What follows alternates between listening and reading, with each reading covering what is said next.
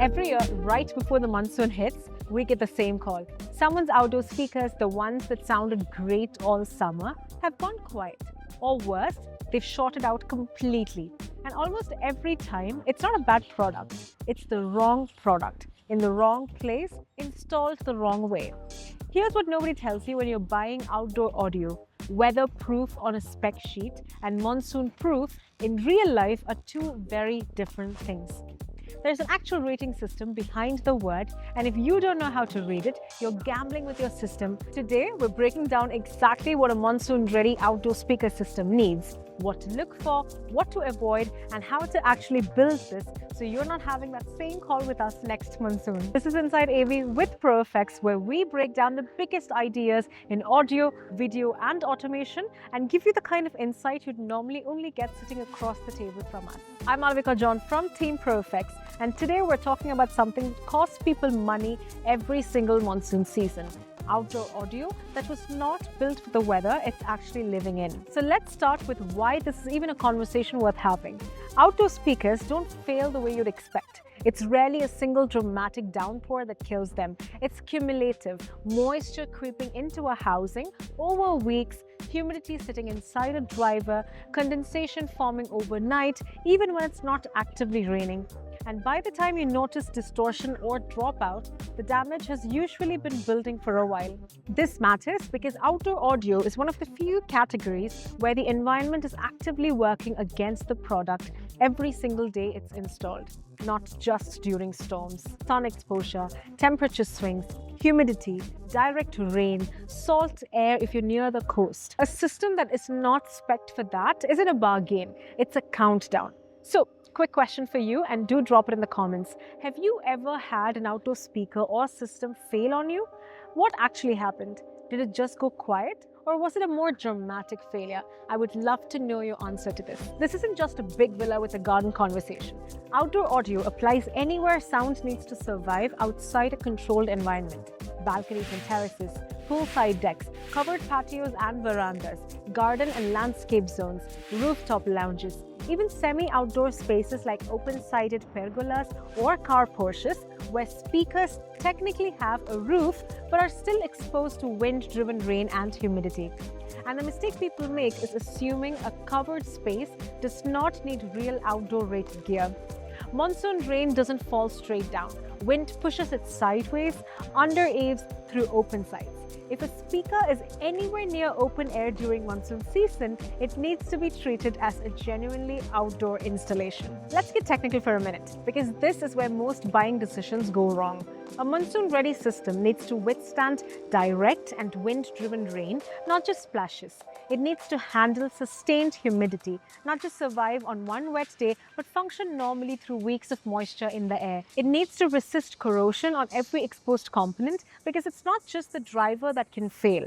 There's mounting hardware, grills, and terminals corrode too if they're not properly treated. And it needs to handle temperature cycling, the expansion and contraction that happens when a surface goes from baking in the sun to soaked and cool within an hour.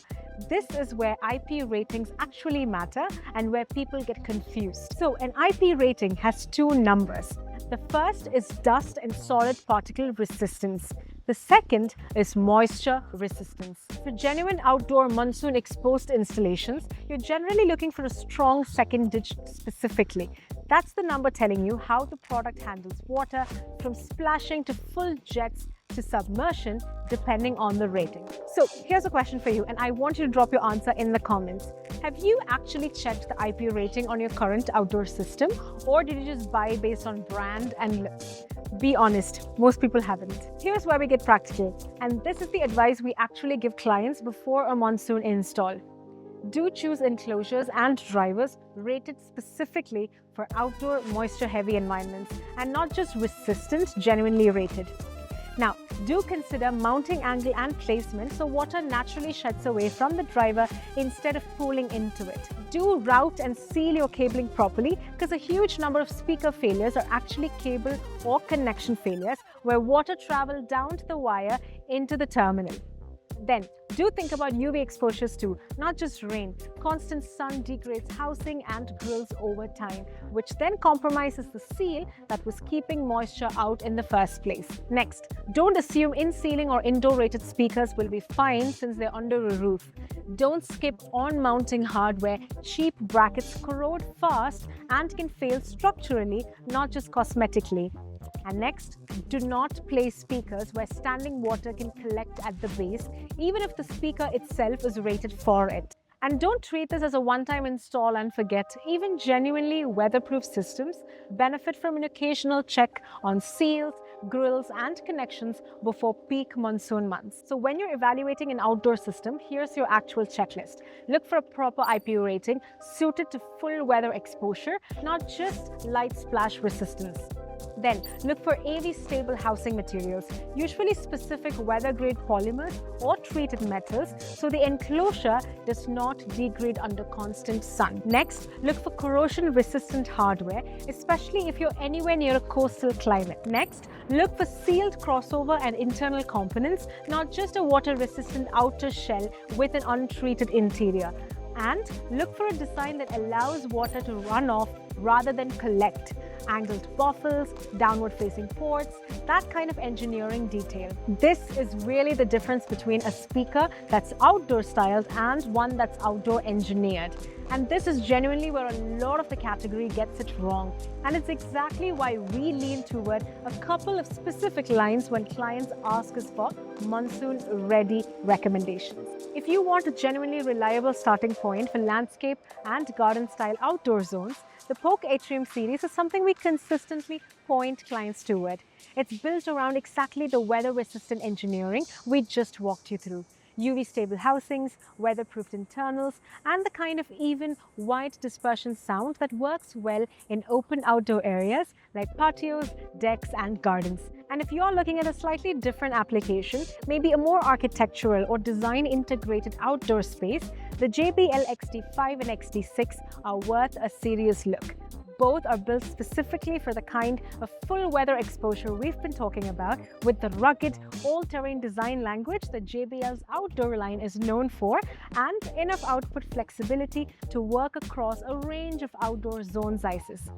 We're not going to sit here and tell you one beats the other. That's not really the point of this video. What matters more is matching the product to your specific space, your zone size, and how exposed that zone actually is. Look, the systems that survive the season aren't the expensive ones. They're the ones planned properly before the rain finds every gap that you did not check. So if you've got a few weeks before monsoon really sets in, that's exactly the window we work in with clients. Walking a space, checking exposure, planning it right the first time around. ProFX team's contact info is linked below if you want that same walkthrough for your space. And do tell us in the comments, which outdoor zone are you most worried about this year? We'll factor that into what we cover next. I'm Malvika John, and this has been Inside AV with ProFX, and we'll see you in the next one. Until then, happy listening.